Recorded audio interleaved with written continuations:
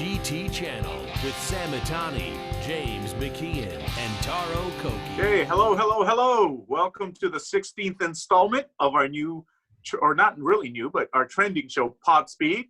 So today we're coming to you lockdown style, and via Zoom. So we've never done this before. So if we mess up, I hope you can understand. Joining me today, as always, is Taro Koki, the producer of Pod Speed and the president of GT Channel. And then we have James McKeone, who's going to labor through this show, but he is the host of the No Breaking podcast. And thank you very much, Sam. I appreciate that so much. Our resident British racing aficionado. And today, for the first time ever, guys, we're going to have a special guest who Taro will be introducing later on. So, hey, guys, how have you guys been handling this lockdown thing? I know what James has been doing, and you can fill us in later. But Taro, what you been doing? How have you been? How you been whiling away the days? I think I've been doing better than James. You'll hear about it later, but James, you can tell your story. But it's been like 5 weeks almost already, right? Since we've been in lockdown. It's been like 3. Lockdown's been 3 LA, right? No, I think we're on like day 24. I think coming on, right? It's a little over 3 weeks. Okay, yeah. So, but it feels like it's been 6 weeks. I'm just working from home, but I've been really busy. You know, we've had a bunch of videos that have already been shot. So.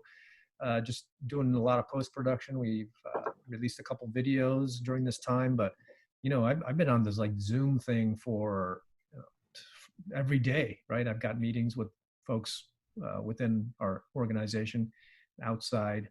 I did a podcast yesterday with the Smoking Tire. Oh, that's right, Smoking Tire. Yeah. With our friend Matt Farah. That was fun. But besides that, man, I mean, we can't even. Any tips on what you talked about with Matt there on the Smoking Tire? Well, you guys can all watch it. But we mostly talked about best motoring and hot version. He's a big fan of the series, so he wanted to know how things started and how everything all went down back in the day. So I kind of we talked about some, old stories about how hard it was to get certain cars, it was expensive to get insurance, all that kind of good stuff. But we're just hanging in there, working out at home. So can you explain why the tiger's in your background? Oh my God. Haven't you seen Tiger King?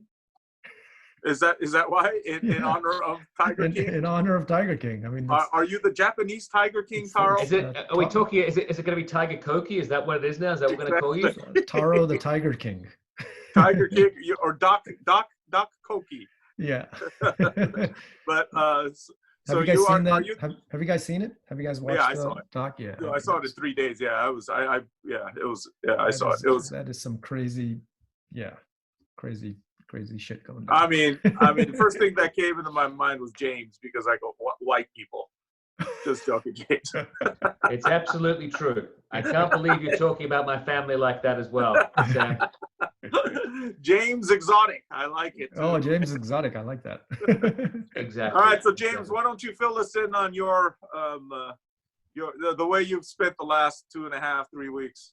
Well, honestly, I've been spending it. I mean, I would like to say I'd like to be competing in all these esports races, Sam and Tara. But as you know, Sam, I'm still waiting on that PlayStation, which you promised me. I believe it's been promised you a PlayStation. I think if we look back in all of the previous Pod Speed episodes, I believe that, Taro, you'll probably agree with me here that Sam has definitely promised me a PlayStation 4. Would you agree? It's all on record, I know it's on record. I did not. The thing is, Sam, as the fans have been asking me, they're like, when is Sam going to send you that PlayStation so you can get racing, James? That's what I've all been asking. But so with me not being able to race myself, I've just been spending a lot of time watching the e-races online. Obviously, there's been lots happening across most motorsports. Now we've had, obviously, Formula One. They've got the classic Formula One happening now. They've had someone rage quit on NASCAR, which has been quite interesting. So yeah, I mean, there's lots happening in the online world there in regards to what's going on. And then not only that, obviously you've got so much content being produced now. I think that Bruce Canapea just started up his 917 yesterday on Instagram for everyone. So it's an incredible time. While obviously we can't go outside, the creativity of all these people being able to make and create content and produce things is to give us to dwindle away these hours, I would say, is rather impressive. It's incredible, really. That's awesome. And I do have to commend you on your amazing creative choice of your virtual background. Yeah. Yeah, just a white bed. I mean, I just, it's great. Well, they just call me, people call me Mr. Clean. I'm on the racetrack for my smooth driving lines. So this is all what you get in the background here. I mean, if only I was invited to the GT Channel studios there, but I guess my invite must have been lost in the post again, Sam, just like my PlayStation. Yeah, Sam's taking over the GT Channel studios. I'm here at home with this virtual background. With but Tigers. You're with the Tigers. Yeah. Hey, I actually made this background. I'm kind of proud of it. I think. So is Kaiju Kiwi underneath that lump right there on? No, that's actually a pillow. Kaiju Kiwi is actually underneath the bed. She was just actually sleeping on the heat pad next to me until she heard me making a commotion, and then she's retreated under the bed to her favorite burrowing spot.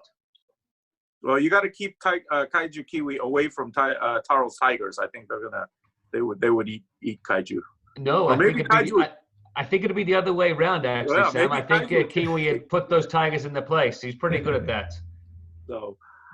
Okay, so there are some cool cars that have come out, since we've been on lockdown. With all the car shows and everything, pretty much everything canceled or delayed or postponed. I was looking for, just because of the mood I was in, I was looking for cars that, would be perfect for end of days, like not something that would bring up the good feeling. That's me, Taro. That's the one. I've got those cars. So you got those cars. Okay. Sam's got the bad news. Yeah. Well, not really bad news, man. If the what hits the fan, I want to get in one of these cars and just get the heck out of here. Madmax style. So right. Sam's got the Hot Wheels cars, and I've got the real cars. Okay. But I thought it was kind of like, coincidental that these cars are coming out, and they were working on these cars before any of the virus thing hit. So maybe they had some kind of forethought into what was coming. But anyways, the first car I saw and I go, which is cool, was the Ruf. The Ruf Porsche. They came out with a and if you guys don't know who Ruf is a aftermarket company for Porsche, and we've known them forever because when I was at Road Track, we used to cover them all the time. They're in Gran Turismo as well. Yeah, oh yeah, that's right. Because before Gran Turismo couldn't get Porsche to sign off on using their cars, so they used Ruf's cars. Yeah, so the Ruf has a great following. Their cars are very, very fast. I don't know if James or Taro, you guys remember, but they built this car called the Yellowbird. It was a yellow 911. Yeah. Yeah, it was over like 220 miles an hour before 200 miles, going 200 miles was a thing. So that car doesn't live too far away from me, Sam. I mean, I think it lives in your neck of the woods in Beverly Hills, right? Oh, the Yellowbird? Yeah. Oh, is it out here now? Yeah, I haven't really. But I've visited Alois Ruf. He's the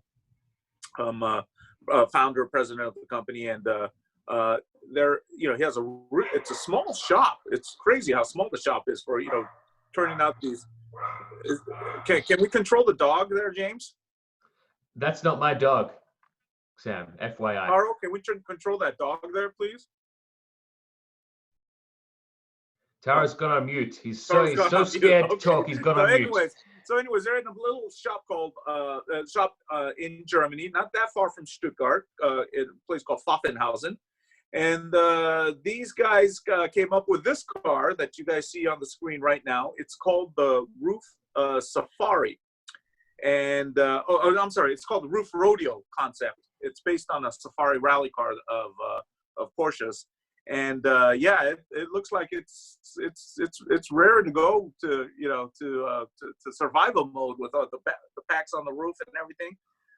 This thing has broader fenders. They put on broader fenders, lots of extra gear for taking a trip into the wilderness. I mean, it's called the Rodeo, so it looks like it's kind of made for just, not really heavy off-road. I don't think it's been raised, but it was originally supposed to debut at the Geneva Motor Show, but the event was canceled, so they just started distributing photos of it.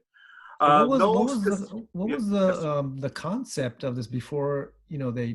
Did they set out to just kind of do the safari version out of nowhere? It's like I just want to interject here because Sam is making a fantastic story about this car, because it's not the Rodeo, it's actually called the Ruf Rodeo, and it was a combination of the love that Bruce and Alois have for each other, and it's a combination of the perfect rodeo drive car.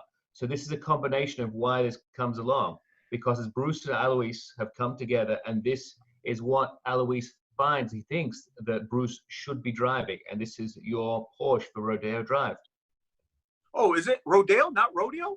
Correct, Sam. Yes, But you know what? All the photos have that, with them with a horse and I know, because as you know, Beverly Hills was once a great horse community back in the day, which is why the streets are so wide, and they still have breaks in the middle there down Rodeo Drive to walk your horses down there.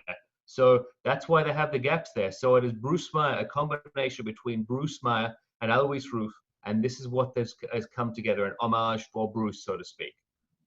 Oh, well, I didn't know that. How did you find that out? Well, I've got some insider notes, and while this does actually look like a remote control car in this photograph, it is actually a full-size car, no matter if I say it's a Hot Wheels or not.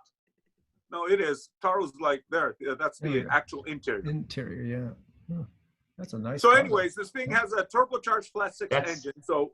Actually, that's also, Sam, that's also the wrong picture. That's of their latest release roof, that one. You've got the insides. The insides of that is totally different. You sure? Positive. Do you have the photo? It's got tan leather hide seats on the back of it from like a horse saddle. So you've got the interior of the green one that was just released. Let me see if I can find it. Well, I'm so glad to have you. Fact checker, James here. I'm just trying here, Sam. Someone's got to keep you honest, because next thing you know, you'll be saying, James, I never said that I was getting you that Sony PlayStation. I never did.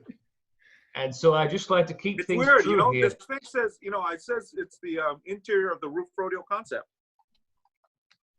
So my source was wrong. Well, these things happened, Sam. These things happen. But let's get into your next hideous car. Sorry, the Gemballa. Sorry, that's what we're talking about next, isn't it? Well, no, I'm not done with this car yet, James. Okay. Oh, sorry. Okay. So anyways, it's got and then you can go ahead and correct me if any of my facts are wrong here. But it's got a turbocharged flat six engine, all-wheel drive. It's just ready to jump the shark, I think, this car, Sam, is ready with that engine. It has all-terrain tires, okay? And it's still a concept, but it looks like it's viable for production. So it says inspired by friends of, roof owners, Bruce Meyer. Ralph Lauren, too, I guess, had a little say in this thing. Yeah, he did the interior. And so did Philip Seraphim, who, do you know who he is? Yes, he's a CF200 member, has a lovely collection of cars. Okay. So it was designed and engineered for one reason alone, and Ruf says that we thought it would be fun, and carbon fiber monocoque. So this is going to be a pretty pricey car, so. Yes, Sam, if you have to ask the price, you can't afford it. Yes, I won't. So, okay. So, anyways, going to my next car, nice one. which is another kind of car built for survival. Yeah. This is the Gemballa Avalanche 4x4. But I don't know if you guys been seen the internet, but I think yesterday. Is it yesterday? Oh, this crazy. 2 days Gemballa. ago? Yeah, was it 2 days ago? Yeah, the Gemballa crashed, right? Totaled in New York. Do you know the why, Taro? What was no, it? I think They're supposed to be on lockdown. He went crazy, right? The guy, I think the less said about that fella's the better, and we should just move on. We don't need to give any airtime to that young man. Really? Well, it is news, you know. I No, mean, it's not. It's not news, Sam. It's not news, Taro. We've got a person that has broke the law, and that's all that needs to be said about it. yeah, but the car was totaled. Yeah, well, I think that's all the best for the car, to be honest. It was unfortunate for the Toyota van to be hit and everything else they hit along the way. But he's been, I think he was arrested. You know, your meds is making you very aggressive today, James. Oh, I'm just trying to get my point. You know, you're across, like the CEO. You're like man. All right. So, anyways, we'll just keep going. I'll just kind of, keep going. All right. But anyways, so Gemballa is a well-known Porsche tuner, and there was some controversy with the owner a few years back, about 10 years ago, I think it was. I've actually met Uwe Gemballa. Was that when he faked his own death, Sam? Is that what you're suggesting? I don't know if he faked it. I think he's really gone. But anyways, it was very mysterious, very, international novel-esque, straight from a novel kind of a story. But I won't go into it because our president today, James, might get mad. Are you saying it was Carol Baskin involved, Sam? Is that what you're suggesting? That's right. I think Carol Baskin was involved. I think she was. Really do. Yeah. So anyways, this is called the Avalanche 4x4, 4x4. I don't know. James might correct me. I don't know if I'm saying it right. But this debuted first as a prototype on the 7th generation 911, which was the 991, at the 2017 Geneva Auto Show. Now this roadster is officially getting a limited production release.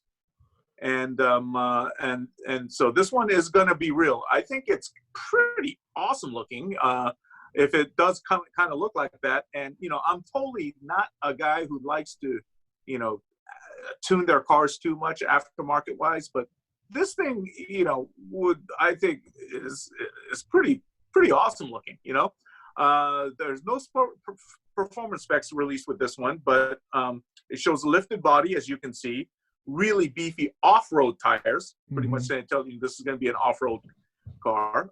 Carved exterior panels, a push bar, and what appears to be carbon fiber intake. So, and of course, there's that huge rear spoiler, which I think looks like something out of a science fiction movie. So, they say this car is going to arrive. The Avalanche 4x4 is arriving in 2 years, and they said this thing is going to outshine all comparative vehicles. So. I'm thinking this is going to have some crazy engine specs and stuff like that. So, but I don't know. What do you guys think of these two cars, the Rodeo and the Gemballa? Well, this thing is nuts, and I can kind of see how you like it because it looks exactly like one of the off-road like buggy-looking hypercars that you showed us a couple months ago. I kind of see how you can get into this. You don't like it? No. Me, on the other hand, I have to say, Sam, this is all you. If you were to give me the keys, I'd just say why. It's all you, Sam. This one, I just think it's the less said about these, the better.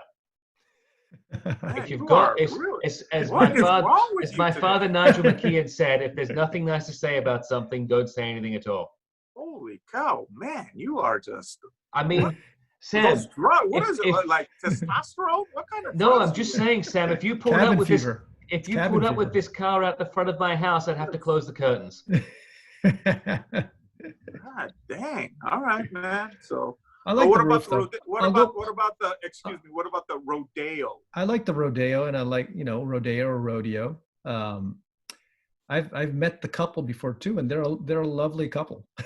They're really cool people too. I will say the Rodeo. I mean, I think the exterior isn't really for me, but I do think the interior on that Rodeo is absolutely incredible. It's a shame you just don't have a correct picture of it, Sam. Unfortunately, maybe next time you could talk with some of your fellow journalists over at Road and Track, and they can take a good photo for you, so you can use it. God, you are just vicious today.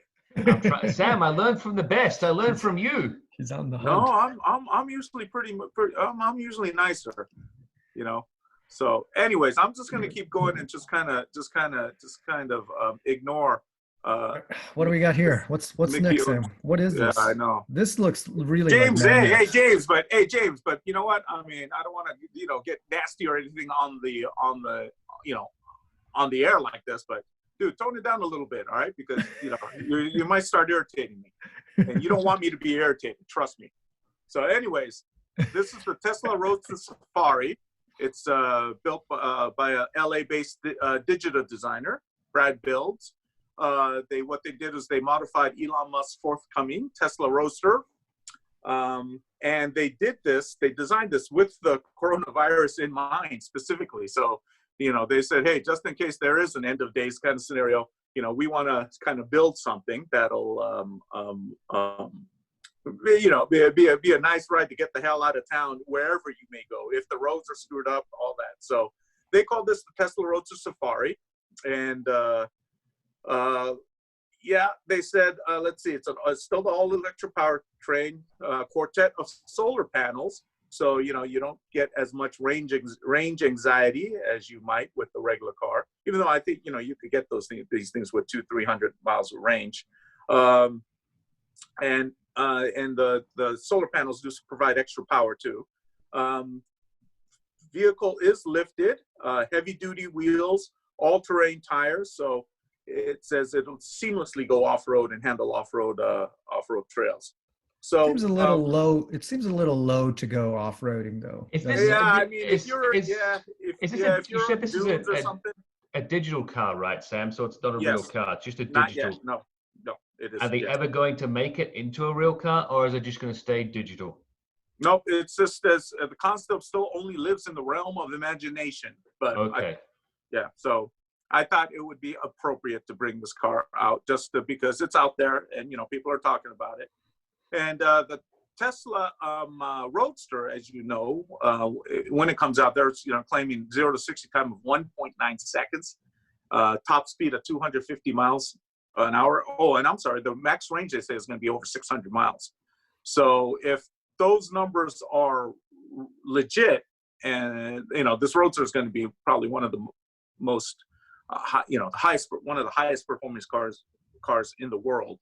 So just consider this a little preview of the Tesla Roadster. What are the tanks? What are the tanks on the top? Water. That's water. Those are water tanks. Okay. 12 jerry cans to store the all-important H2O.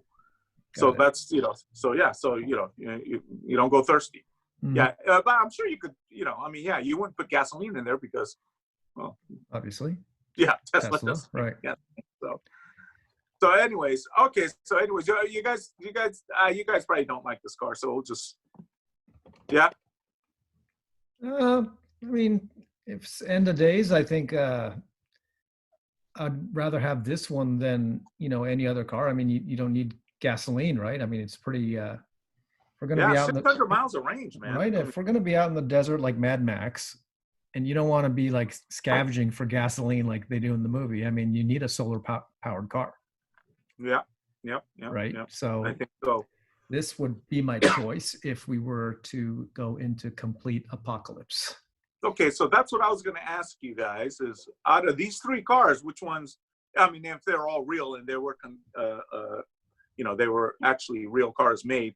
Which of these three would you go off? Well, my answer is this one for sure. This one, I mean, we're going to be low on gas, and gas is cheap right now. So well, I mean, let's just say gas is going to be available. Available? Okay, if it's available, yeah. I'm going with the Rodeo because I'm going to have that nice Ralph Lauren interior. That's the way I want to look at it. That's the way I'm looking at it for. So I'm going with the Rodeo. That's the one for me. I'll go for the Tesla. Okay, I'll drop the gas and I'll go for the Tesla. Okay, I'll go with the Gemballa. So yeah, it just needs like a couple like steaks in the front so I can cook your steaks. Cook, like how they have like people like riding on the front of the car in Madmax. Like front and the back, they have like guys hanging off the side of the cars and everything. Yeah. Yeah. Okay, that's cool. You know, I mean, we each like a different car, so rounds out really well.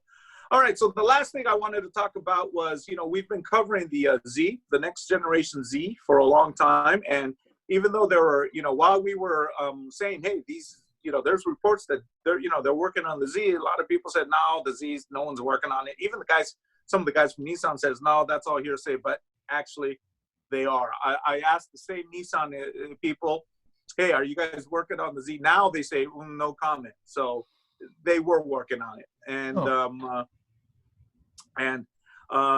one of our media outlets out here actually spoke with someone who's was familiar with the new car's design, and they told them it would get the 3-liter twin-turbo V6 that's in the Infiniti Q50. So that's going to be the power plant. Infiniti Q50 sedan and the Q60 coupe. So, and you know, the Q60 coupe, the Red Sport 400 trim, that version, that engine makes 400 horsepower and 350 pound-feet of torque. So the next Z looks like it's going to be very, very powerful, very fast, a lot faster than the current Z. And remember back in the old days of the 300ZX, they had a twin turbo version. So the twin turbo version is back. So it's a 400Z. I don't know what the name will be. I wouldn't be surprised if it's a 400Z. Yeah, I mean, it's kind of the natural, you know, right? Yeah, next number. Yeah. And they said it'll retain the similar profile as the shape as the current car. So it's gonna. So the best car rendering that the best car gave us here is it's going to be close to that, and and they said the front design is going to be totally new, and it'll be inspired by the Datsun 240Z. So even though this front end doesn't have that 240Z-esque, it'll be more 240Z-esque, they said. So, and the headlights are kind of close to the 240, like the thin headlights, right? Really? Yeah, because the one right now has the weird shaped right headlights. Yeah. You know. Yeah, and you know it'll have a grill, square grill, rounded, and they said that the headlights will be more roundish. So, so you know they said some of it'll have little pieces of the 300ZX in there too. You know, so it's great news. I think that there is going to the Z is not just kind of wallowing and dying a slow death. So take heart that the Nissan knows that the Z has a following, and it's kind of defines their sports car DNA. So the Z is definitely a go, it looks like, at this point. Thumbs up for this one. Yeah, big thumbs up. I can't wait to drive it. Yeah, big thumbs up. When's the do we have any estimated? Well, yeah, best car time? says 2022, so we'll see. Yeah, so anyways, that does it for my my little corner here. So whoever's next, take it away.